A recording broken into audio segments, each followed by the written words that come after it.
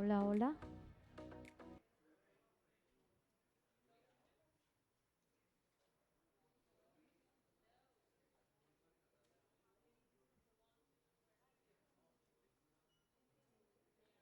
Hola. Bien.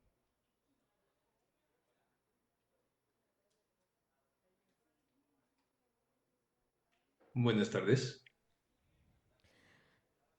Muy buenas tardes a todos. Espero hayan tenido un feliz almuerzo aquí en Colombia. Ya estamos listos para continuar con esta segunda jornada académica del segundo Congreso Internacional de Ingenierías. Bueno, para dar inicio, primero que todo, quiero invitarlos a todos ustedes, por favor, a poner el celular en modo vibración o en silencio con el fin de no interrumpir el buen desarrollo del evento. Adicionalmente, pues ya todos encontrarnos en tónica de recepcionar buena información, de compartir experiencias. Ya nuestro conferencista está listo y precisamente quiero comenzar dándole la bienvenida al doctor Pablo Mogollón Somavilla de la empresa Smart Boating SPA. Él se conecta con nosotros en estos momentos desde Portugal y compartirá con nosotros su conferencia magistral internacional con el tema aplicación del blockchain en entornos empresariales. Quiero comentarles que Pablo Mogollón es ingeniero de sistemas, magíster en ingeniería de sistemas, networking, distributed systems and parallel progressing. Es magíster en blockchain de la Universidad Politécnica de Cataluña, certificado en BigQuery for Machine Learning y Data Science and Big Data Analytics. Experiencia como gerente de planeación IT regional, LATAM, líder de equipo de desarrollo de software Bacasa Chile y en la actualidad es director de la tecnología de Smart Voting, plataforma de votación electrónica transparente, eficiente y segura desarrollada en Chile para Latinoamérica. Ya nos encontramos con el doctor Pablo, ingeniero. ¿Se encuentra con nosotros? Sí, muy buenas tardes. ¿Me escuchan? Perfectamente. Muy bien, muy buenas tardes, ingeniero Muy Mogollón. buenas Muchas tardes. gracias por estar con nosotros, por aceptar esta gran invitación. Y pues a partir de este momento el auditorio es suyo. Vale, quiero empezar diciendo que me siento muy afortunado de participar en este segundo Congreso Internacional de Ingeniería y que agradezco mucho la invitación. Eh, bueno, como ven, el tema que vamos a tratar hoy, un momento, ahí está, es la aplicación de tecnologías blockchain en entornos empresariales. Y quiero empezar dando un poco de contexto. En principio, en muchos entornos he encontrado que se considera blockchain como una tecnología y una red únicas. No es así. Seguro que muchos lo saben, pero quiero estar seguro de que todo el mundo está en la misma página en esto. Existen múltiples tecnologías de blockchain y eso es importante para lo que vamos a ver esto en un momento. El otro punto que quiero tener como punto de partida es que blockchain se ha relacionado mucho con criptodivisas, ¿sí? Y estas a su vez con especulación, con fraude y con NFTs de arte digital. El término arte es muy relativo en este caso, y esto es cierto. Es decir, sí, tienen una gran relación con esto, no se puede ocultar el sol con las manos, pero también blockchain ofrece herramientas muy poderosas para resolver problemas de negocio. Y ese va a ser el foco de esta charla. ¿Sí? Entonces, antes de empezar, sí quería dejar estos dos puntos bien, bien, bien claros y pues los podemos ir revisando por el camino. Dicho eso, entremos en materia. Em, Los temas específicos, pues vamos a empezar con DLTs y blockchain, una revisión muy ligera de la tecnología. Es importante conocer algunas bases, ¿sí? Pero como digo, va a ser muy ligera. Nos va a importar más cómo usar blockchain que cómo funciona por dentro. Después vamos a hablar de criptomonedas, tokens y un elemento que se ha introducido en el medio recientemente, porque son un componente muy importante y tratar de aclarar cómo intervienen en una solución de empresa. Por último, penúltimo, cuáles son las características que debemos tener en cuenta a la hora de aplicar blockchain en un problema de empresa o de empresas. Van a ver que no es normal que se utilice en una sola empresa. Y por último, algunas aplicaciones empresariales. Y ya para terminar, la parte que me parece más interesante, que es que ojalá tengamos un diálogo, haya preguntas y podamos conversar sobre el tema. ¿Ok? A lo largo de la presentación que se va a compartir, y si en algún momento no la encuentran, al principio está mi contacto, me la pueden solicitar directamente, verán que hay unos tags, ¿sí? Los hashtags que se utilizan en las redes, en este caso los estoy usando para dejar algunos términos que son comunes en el entorno de blockchain, en las conversaciones de blockchain. ¿Por qué? Se ha generado una subcultura de Internet alrededor de los grupos que han desarrollado blockchain con expresiones muy características. Dos de ellas, muy triviales, están aquí. La primera es GM, Good Morning. No importa la hora que sea, en un foro de blockchain, la forma de saludar es decir Good Morning. ¿Por qué?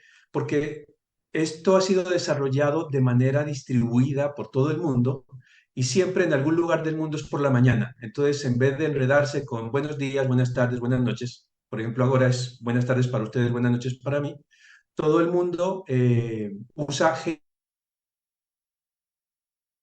El otro que aparece ahí es Do Your Own Research, ¿sí? Haz tu propia investigación, que se utiliza mucho sobre todo cuando se va a invertir, pues haz tu investigación sobre la gente con que vas a invertir, sobre el proyecto de criptomonedas en el que vas a invertir. Pero en mi caso, prefiero utilizarlo de esta manera. En blockchain es una tecnología nueva. Eh, Las aplicaciones tienen menos de 20 años. Entonces, hay muchos temas que son de opinión, hay muchos temas que son de exploración. Yo les sugiero a los que estén interesados en profundizar, lean a todos, escuchen a todos y no le crean a nadie, incluyéndome. Tengan pensamiento crítico, vean los hechos, ¿sí? Vean la tecnología y tomen sus propias decisiones. Eso es importantísimo. Hola, Ok. hola. Entonces, empecemos por DLTs y blockchain. Sí, y aquí cometo un pecado, porque voy a tratar de explicar blockchain y lo primero que hago es meter un término, una jerga adicional, DLT, pero es importante, no es al azar. Las tecnologías del libro de registros distribuidos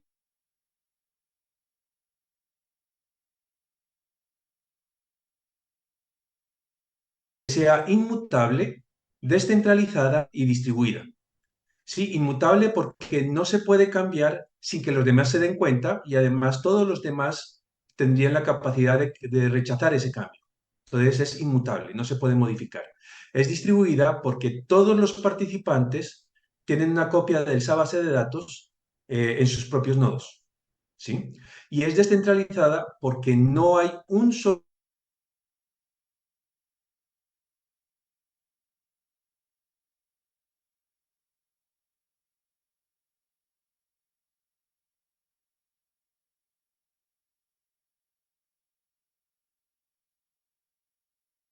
más popular, hay otras. ¿Sí? Pero blockchain es la más utilizada y la que más fuertemente está evolucionando. Entonces, esa es la razón de esos dos términos. Y hago otra acotación. Verán que también en muchas láminas dejo algunos links. Los links van a estar resaltados en azul, ¿sí?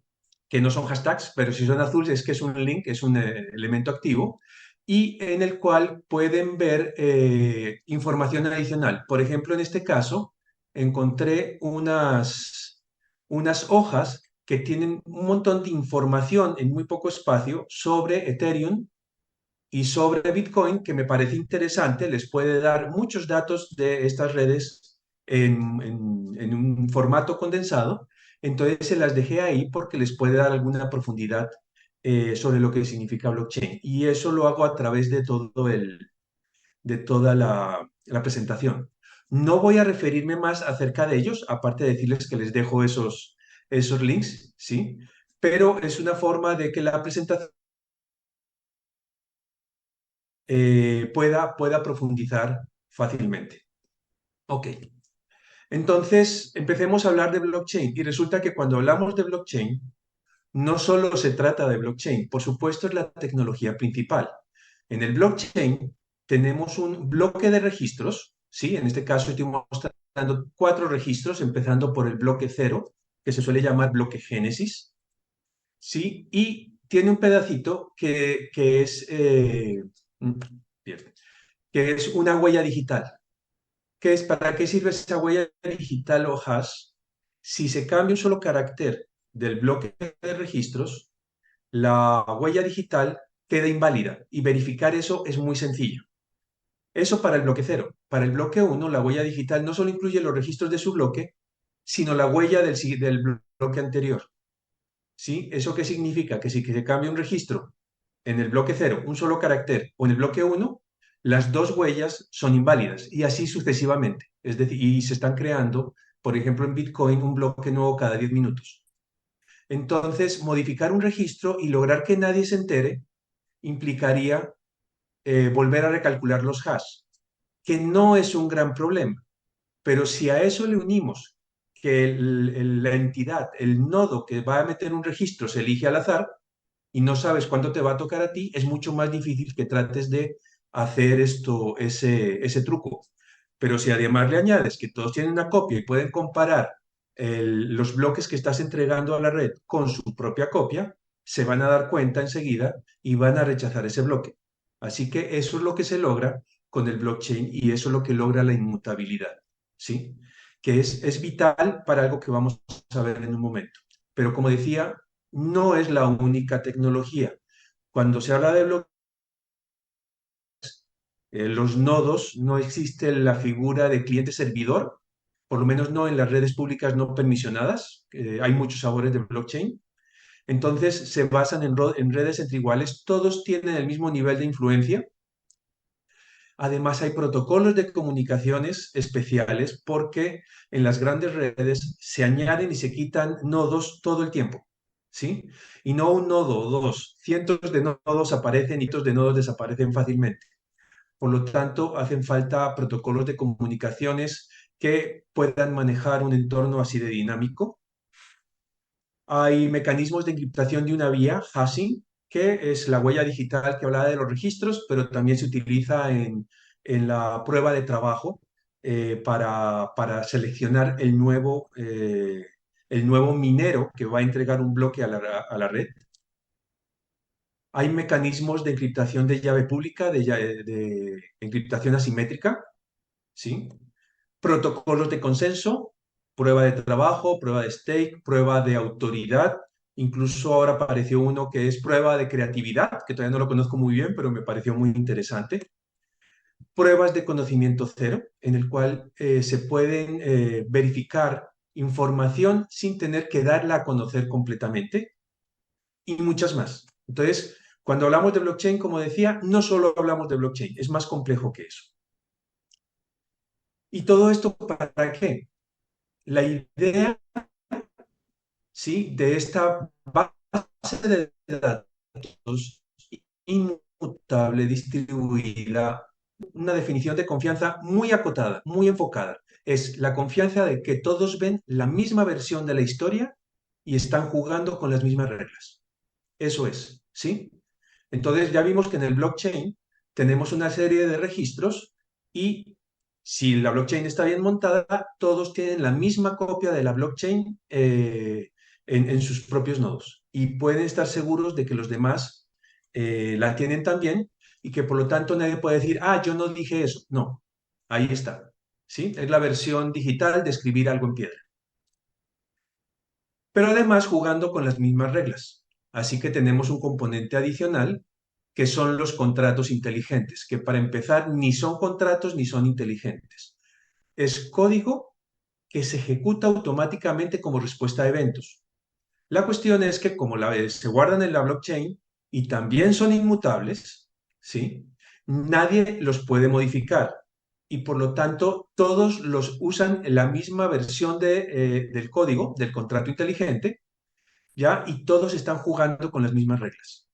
Así que nadie puede lanzar su propia versión, ¿sí? Y modificar el comportamiento del sistema.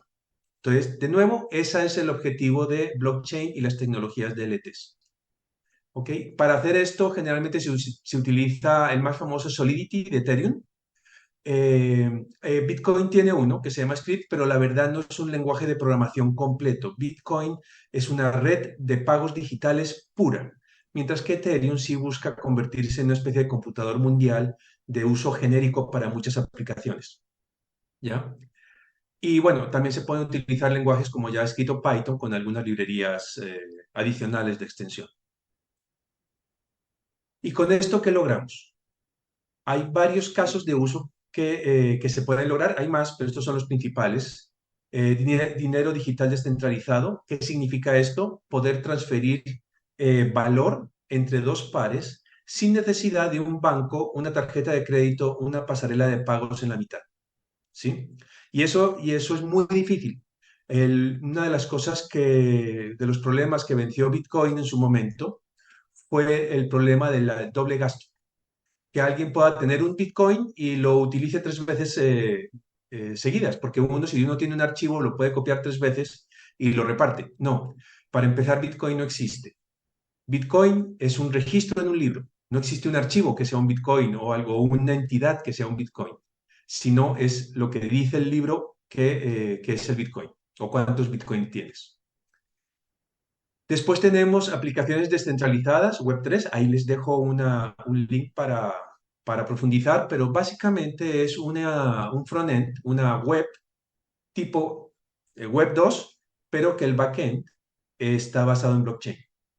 ¿Sí? Y eso hace una gran diferencia. Tenemos el registro y seguimiento de activos físicos y digitales, los NFTs. Los NFTs no solo son para especular con arte digital, son muy poderosos y están haciendo cambios grandes en industrias como la banca, eh, la propiedad raíz, ¿sí? Y muchas otras.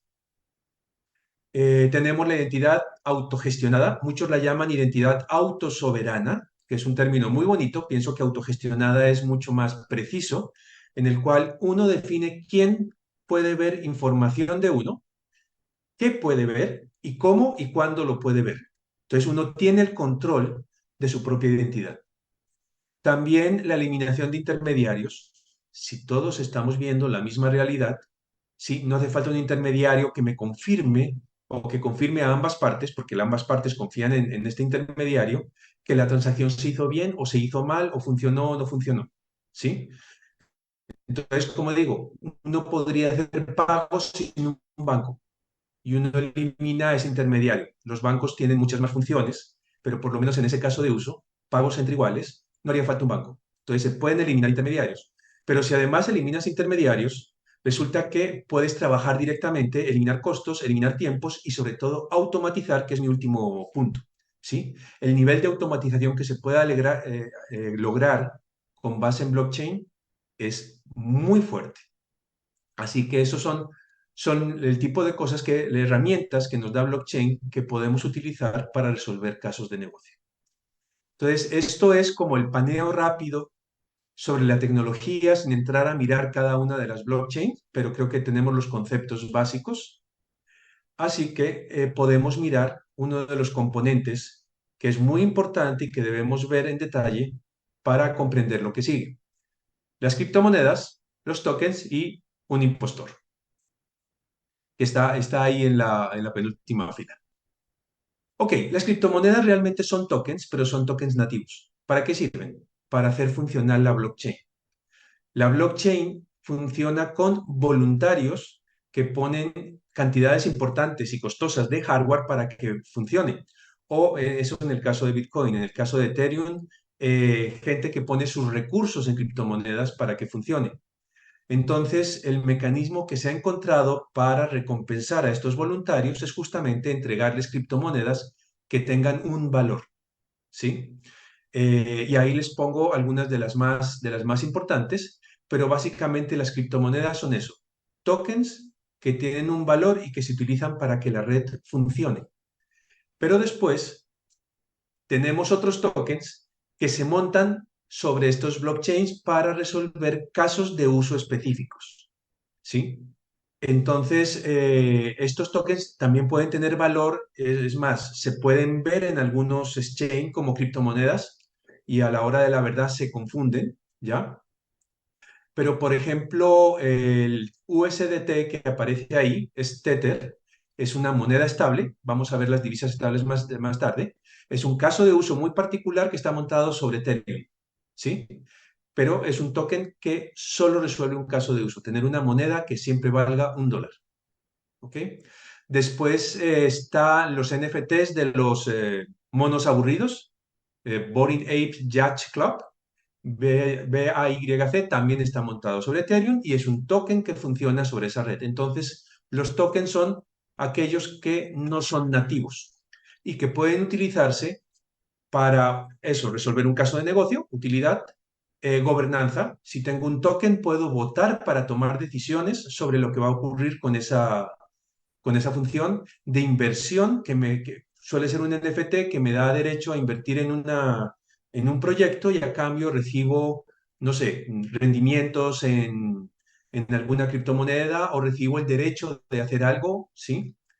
De activos, como por ejemplo para darle seguimiento a diamantes o a piezas de ropa Nike, divisas estables, como la que mencioné ahora, Tether, etcétera, etcétera. Hay muchos casos.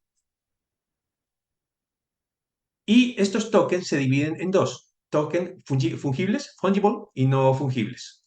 En general, cuando uno habla solo de tokens, se está hablando de los fungibles y es los que se pueden intercambiar libremente. ¿Qué significa? Es como, no sé, voy al banco con un billete de 100 pesos, lo deposito y 3 semanas después pido 100 pesos. Yo no voy a pedir que me devuelvan el mismo billete que yo entregué. Es igual un billete que el otro. Es igual un Bitcoin que otro Bitcoin, ¿sí? No vamos a estar, no tienen identidad, ¿ok? Y no esperamos que nos devuelvan el mismo Bitcoin. Para empezar, es imposible.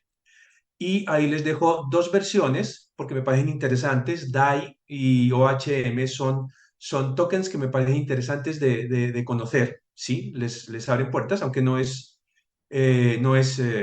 determinante para entender esta presentación.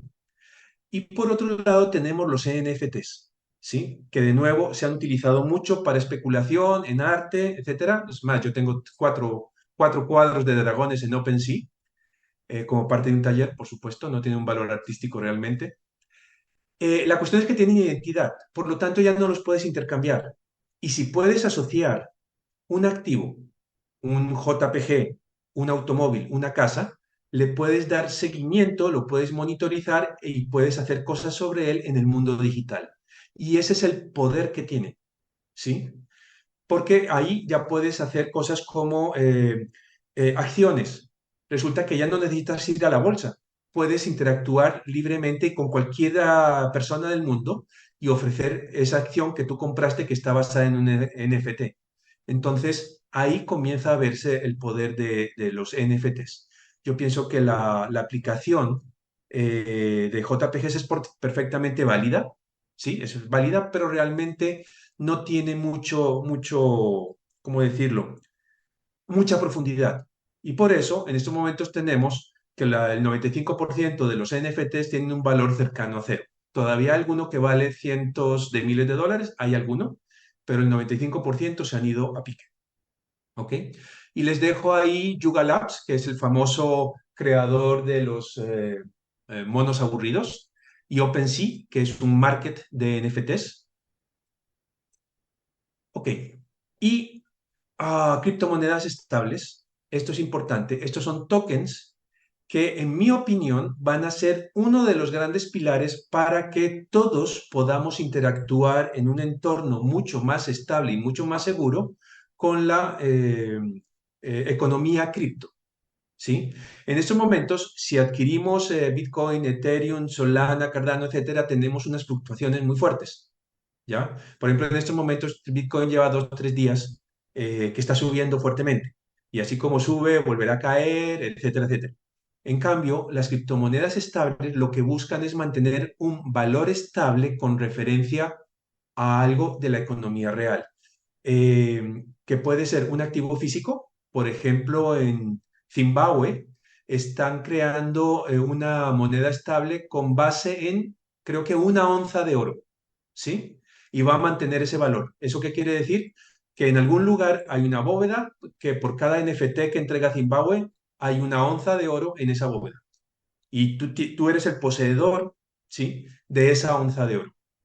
O a una divisa que entonces estas son las que son respaldadas. Hay un valor real que está dentro de esa divisa. Por ejemplo, para Tether, otra vez puse USDT, hay $1 o un activo correspondiente de la economía real, equivalente a $1, en algún lugar bloqueado, porque si tienes un Tether, ese dólar es tuyo, ¿sí? Tienes el valor de ese dólar, no el papel. También está el de PayPal. PayPal acaba de sacar una moneda estable, DAI. DAI tiene la diferencia que no hay un valor de la economía real. Cuando compras un DAI, tú lo que bloqueas son bitcoins, ether, criptomonedas. Por eso, en DAI tienes que sobre respaldar, es decir, por cada DAI hay 1.3, 1.5 de criptomonedas en el valor correspondiente. ¿Sí? Entonces tienes que hacerlo por encima para compensar la volatilidad. ¿Sí? Y está Diem, que antes se conocía como Libra, que fue de Facebook, de Meta, que es un caso interesante también. A mí me daba terror esa moneda porque pues, le daba mucho poder a Meta, y ya no va. Ya no va, pero es un caso interesante de estudio. Además, hay otro tipo de criptomonedas estables, algorítmicas, ¿sí? En las cuales se juega con mecanismos de oferta y demanda mediante acuñación y quema automática de las criptomonedas, ¿sí? Generación y eliminación de criptomonedas, pero han demostrado ser particularmente inestables, es decir, son estables por un tiempo, pero en cuanto hay tensiones fuera de lo que tenían, se caen. He encontrado una criptomoneda estable, una criptodivisa estable, algorítmica, que haya funcionado bien. Por lo tanto, alerta, podría ocurrir, pero todavía no han dado con no han inventado la que es. Ahí les muestro 2 ejemplos, Terra Luna y FTT, que son noticia. Son noticia. Terra Luna fue tremendo, FTT fue aún peor, y en estos momentos a Sam Bankman-Fried lo están procesando por estafa a ese nivel. Y la destrucción de valor en millones de dólares fue tremenda. Ok, y aquí está el intruso. Central Bank Digital Currency. Ojo, estoy diciendo intruso porque es ajeno a esto. La verdad, yo pienso que las monedas de Banco Central es algo que va a venir. Tienen sus riesgos, pero también sus ventajas, y es el otro pilar por el cual vamos a llegar la mayoría a la economía cripto. Pero estas son monedas digitales, pero son dinero, completamente dinero, sí, compatible con, en el caso del euro digital, que va muy bien, yo creo que en un par de años ya tendremos euro digital, es compatible con el euro físico, ya, pero es completamente centralizada, lo dice desde el nombre, es el Banco Central, y están limitadas a un país. Por supuesto, puedes recibir euros por fuera, pero no vas a pagar tus impuestos en euros en otro lugar. ¿Sí? Y usar euros fuera de Europa, pues implica una serie de intercambios. En cambio, un Bitcoin es global. Entonces, tienen esas diferencias. ¿Ok? Entonces, como digo, no es una criptomoneda, utiliza tecnologías similares, utiliza tecnologías de criptografía, de redes, etcétera, pero no son criptomonedas, pero acercan la economía real al mundo cripto. Entonces, por un lado, las estables y por otro lado, las CBDCs, creo que van a ser las que logren que todos podamos utilizar indistintamente monedas o dinero nacional y criptodivisas. Ok. Bien. Ahora, tenemos toda esta tecnología, tenemos estos tokens. Con esto, ¿qué hacemos? Sí, quiero resolver un problema de negocio y lo primero es, esto es descentralizado, no es para resolver problemas de yo con yo. ¿Sí? No tiene mucho sentido, lo vamos a ver en un momento. Esto es más para resolver problemas en los cuales hay varias partes que no necesariamente confían entre sí. Por ejemplo, un proveedor quiere sacar el máximo provecho del servicio que provee y el cliente quiere sacar el máximo provecho del servicio que recibe. ¿Eso qué quiere decir? Que hay tensiones ahí. El proveedor puede tener incentivos para reducir la calidad de su servicio por el mismo precio o de subir el precio. El cliente puede tener incentivos para no pagar el servicio, para declarar que no lo recibió en las condiciones adecuadas. ¿Ya? Entonces, cuando estamos en estas situaciones en las cuales no necesariamente hay confianza, puede que la haya, pero no es donde podemos mirar el uso de blockchain. Y para eso hay que ver, de acuerdo al caso de uso, las características que nos ofrecen las diferentes blockchain. Bueno, eso tenía que haberlo dicho en esta lámina, ¿sí? Entonces, como decía, hay diferentes tecnologías y estas son las características. Primero, que es distribuido y es pensado para que los nodos estén distribuidos geográficamente entre diferentes partes que no se hablan, ¿ya? Esto puede ser entre diferentes empresas, puede ser entre diferentes áreas de una compañía multinacional o entre diferentes sucursales nacionales de una compañía nacional e internacional, ¿ya? Cosas de ese estilo, o entre personas y una compañía. ¿Sí? Pero está distribuida. ¿Eso qué significa? Que el clásico MVP, producto mínimo viable, hecho en un monolito con una base de datos relacional, no va a funcionar. De entrada vamos a tener arquitecturas complejas y por lo tanto costosas. Eso hay que tenerlo en cuenta a la hora de decir voy a resolver esto con blockchain. La otra es que es descentralizada. Y descentralizada quiere decir que lo que se registra en la blockchain se registra por consenso y los mecanismos. Eso es muy poderoso, eso es lo que permite la inmutabilidad, ¿ya?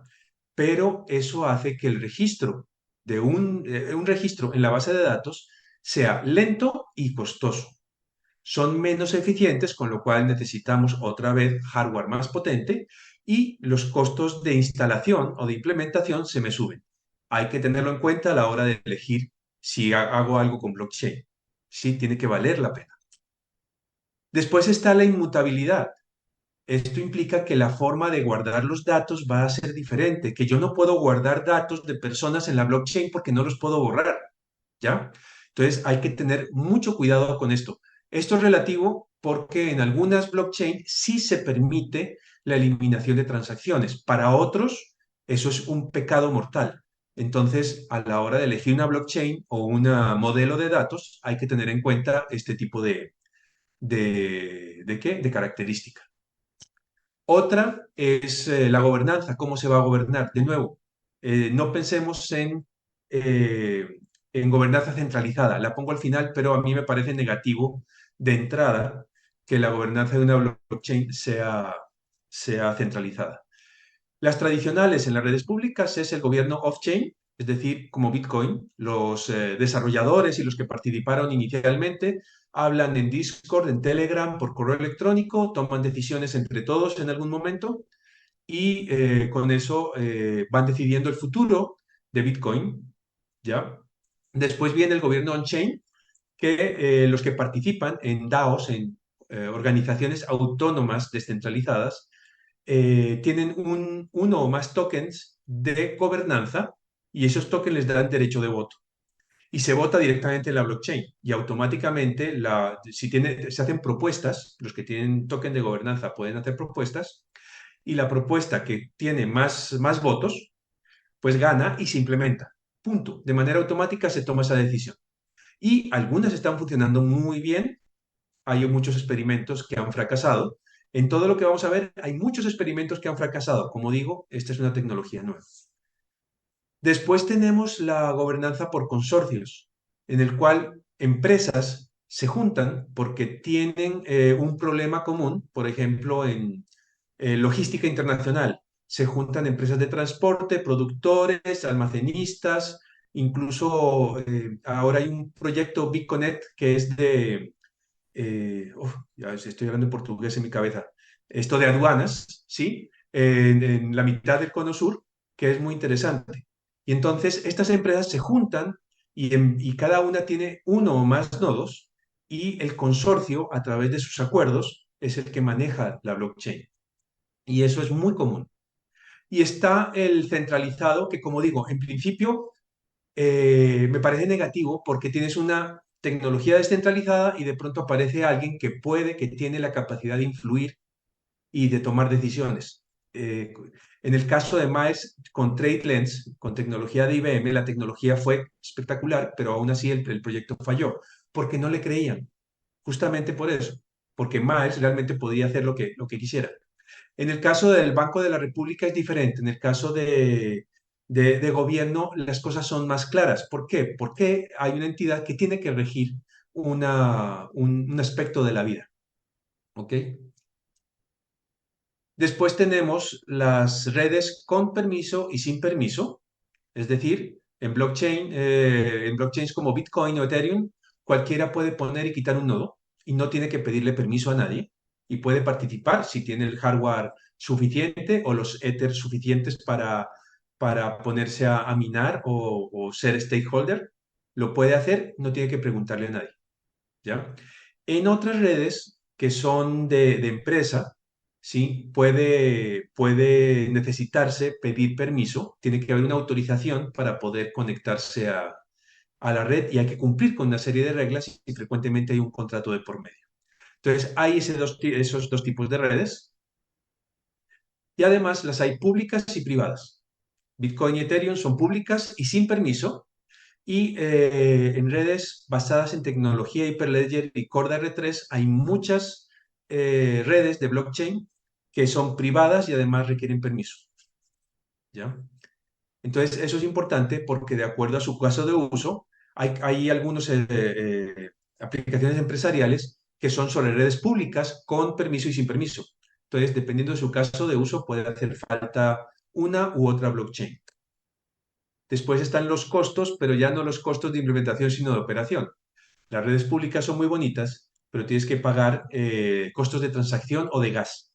¿Ya? El gas es algo que se inventaron en Ethereum y estos costos fluctúan mucho, lo cual, por ejemplo, a una empresa le va a impedir hacer un presupuesto. Entonces, hay que tener en cuenta eso a la hora de un caso de uso.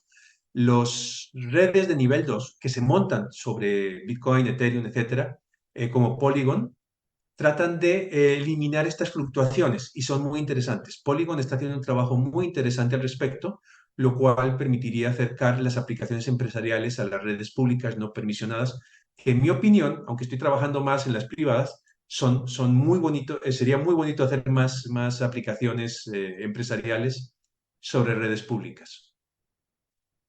Ok, y por último, la que me parece más complicada, lo que ha impedido que la gente entre a blockchain de lleno es la experiencia de usuario y la interfaz de usuario, ¿sí?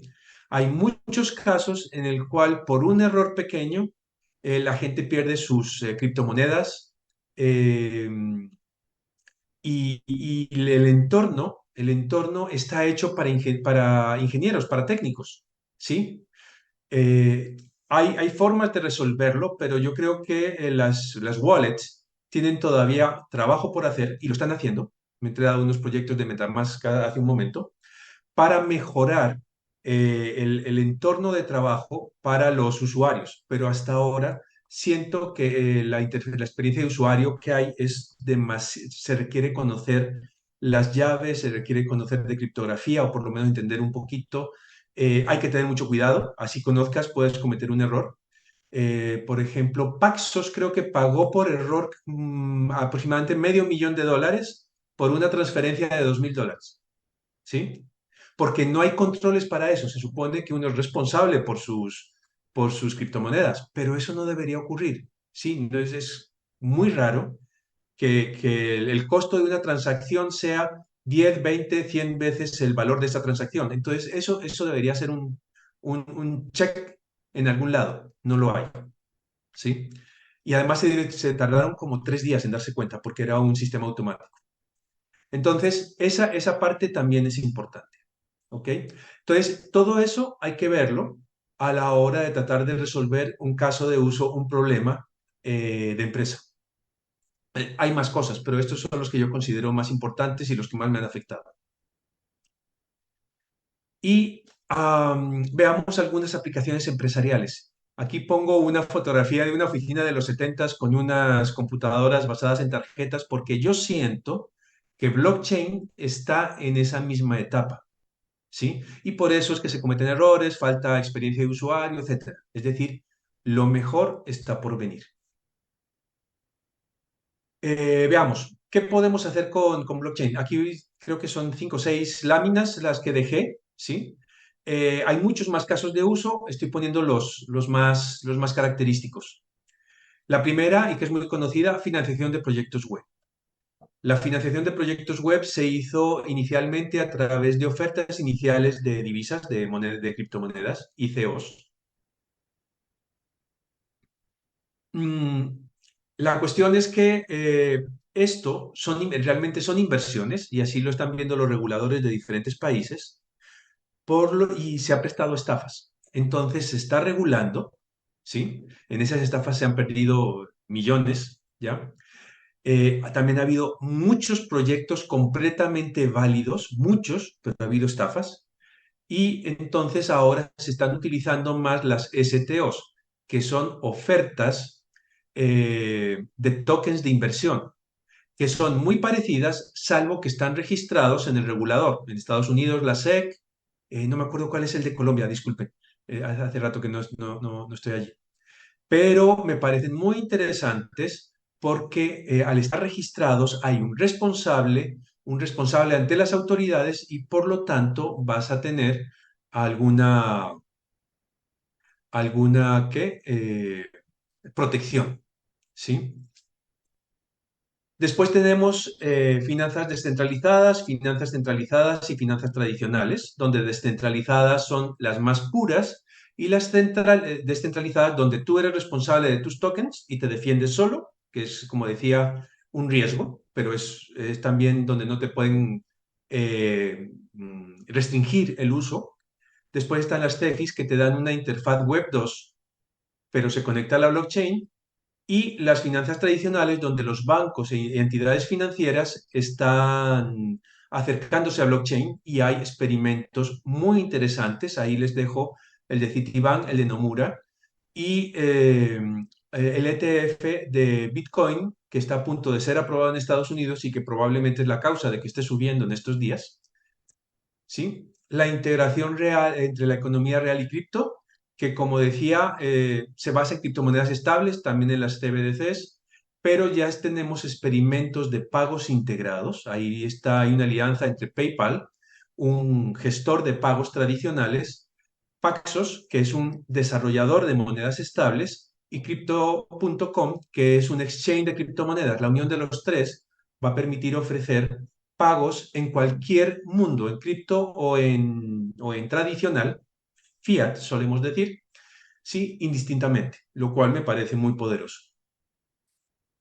Eh, Después, logística y comercio internacional, importantísimo. Ya comenté antes que se pueden eliminar muchos intermediarios, ¿sí? Probablemente los gubernamentales, las aduanas no, pero muchos intermediarios que tienen que hacer procesos de conciliación, de revisión, se van a poder eliminar y la reducción en costos y en tiempos va a ser dramática. Y lo mismo para pagos transfronterizos. Sobre la blockchain no tiene sentido que una transferencia internacional dure 3 días. Ni siquiera tiene sentido que dure 3 minutos. Bueno, 10 minutos. Eh, Finca raíz. Esto es importante.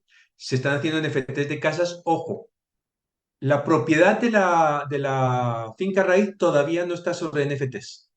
Nadie puede vender sobre NFTs porque hay un registro de la propiedad nacional en todas partes. pero lo que sí se puede ofrecer son derechos sobre esa, sobre esa finca raíz. ¿Ok?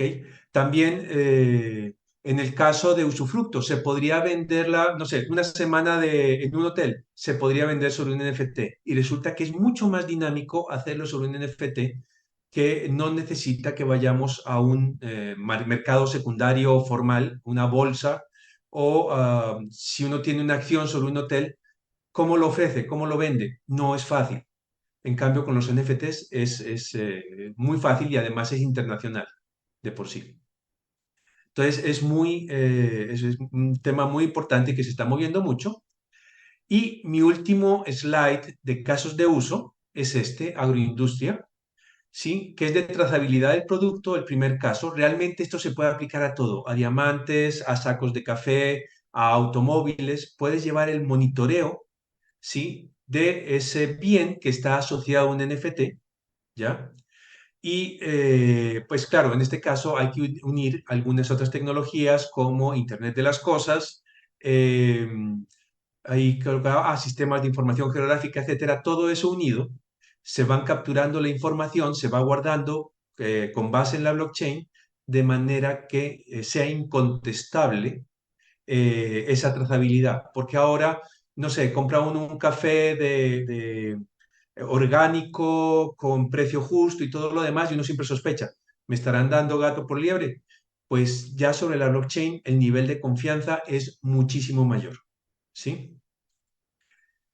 Y hay un caso de uso también en agroindustria que me gustó mucho, que es de comercialización avanzada del producto, ¿sí? Si lo tokenizas puedes hacer cosas mucho más interesantes, como el que muestro ahí de criptocerdos, lo voy a comentar, donde el propietario de los cerdos te vende el token de un cerdo en particular, ¿sí? Y tú pagas el cerdo en ese token.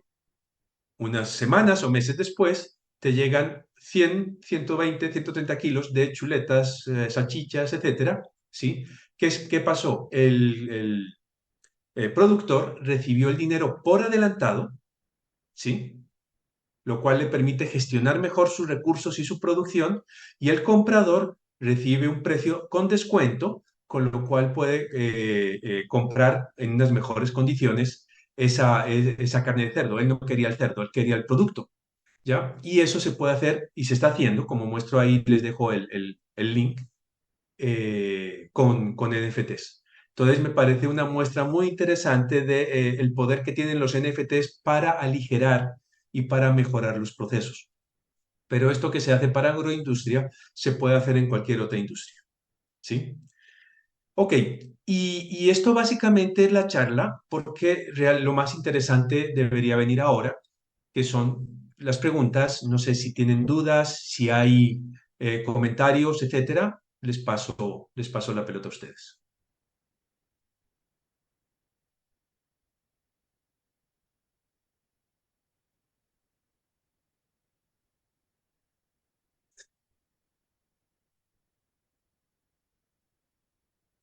No, no estoy escuchando. Les agradezco, vi que aplaudían, espero que sea a mí esto, pero Por no estoy escuchando. supuesto, para usted. Claro que sí, doctor Pablo. Muchas gracias por su Muchas intervención. gracias. Y precisamente pues vamos a dar espacio para las preguntas que puedan tener nuestros estudiantes, asistentes, profesionales. Pueden levantar la mano para poder dirigir el micrófono hacia allá, por favor. El joven, el joven de blanco. Mi pregunta es, en los procesos constructivos civiles, ¿cómo puede implementar el blockchain? Ok, no soy experto en construcción, pero primero, el manejo del insumo para la construcción, ¿sí? Se podría tener procesos muy eficientes sin almacén, porque podrías tener la seguridad de si el acero, cemento, etcétera, que necesitas está exactamente donde esperas a la hora que esperas, ¿sí? Entonces, si se están produciendo, por ejemplo, el acero, y se está registrando esa producción, se está haciendo monitoreo sobre una blockchain, puedes tener la seguridad o la certeza, no la seguridad, de que el acero te va a llegar porque se está produciendo en el momento correcto, porque el transportista está listo, etcétera. Eso podría ser un caso de uso. El otro es todos los casos de revisión, ¿sí? De la construcción, que entiendo que tiene auditorías antes, en la mitad y al final de la construcción, se pueden registrar en la blockchain, lo cual permite dar una certeza de la calidad de la construcción y de los problemas que ha habido en el camino. Entonces se me ocurren esos dos casos de uso a priori. Seguramente hay muchos más, pero en el caso de blockchain, los técnicos solo somos una parte de la solución. El experto, el EMS, el Subject Matter Expert, SME, perdón, es tan importante como el técnico en este caso, el experto en el negocio, en el proceso, y van a ver que los equipos ágiles de blockchain frecuentemente cuentan eso, con lo que antes era el product owner, ¿no? Ahora es un experto en el proceso, además de un abogado, porque también los temas legales están metidos muy fuertemente en el desarrollo de smart contracts, a pesar de que no son contratos. Sí, entonces me ocurren esos dos, pero seguramente con esta capacidad de monitoreo, a ustedes se les pueden ocurrir en estos momentos muchos más porque están mucho más cerca del proceso. Aquí es más importante el caso de negocio que la tecnología que hay detrás. Muchas gracias, ingeniero. Vamos con la siguiente pregunta, por favor. Esto, buenas tardes. Mi pregunta es, eh, ¿cómo ves el escenario de las criptomonedas en el futuro respecto a la experiencia de usuario? Mira, tenemos a Binance y a Coinbase, Buda, CryptoMarket. Ellos han entregado una versión centralizada, ¿sí? Web 2, que se conecta a blockchain y ellos han tenido mucho éxito, mucho éxito. Entonces yo esperaría que tengamos pronto interfaces similares en Web3, ¿sí? Lo que pasa es que no es fácil, porque para tener interfaces similares actualmente se requiere centralizar y es un anacronismo. Tengo una custodia centralizada de criptomonedas para trabajar sobre una blockchain que es descentralizada y ocurren problemas como el de Binance, que tal vez no debería, que está saliendo de algunos mercados porque no cumple con regulaciones, con otros que tienen fama de bloquear recursos, ¿sí? Entonces, lo que necesitamos es llegar a ese mismo nivel de simplicidad. A ese respecto, las wallets están tratando de que tengamos ese tipo de experiencia. No han llegado a eso todavía. Yo creo que todavía nos faltan 2, 3 años porque están trabajando muy fuerte. Ahora MetaMask permite que uno desarrolle sus propios componentes para su aplicación directamente en MetaMask y ya trabajando un caso de uso específico, porque MetaMask es general, ¿sí?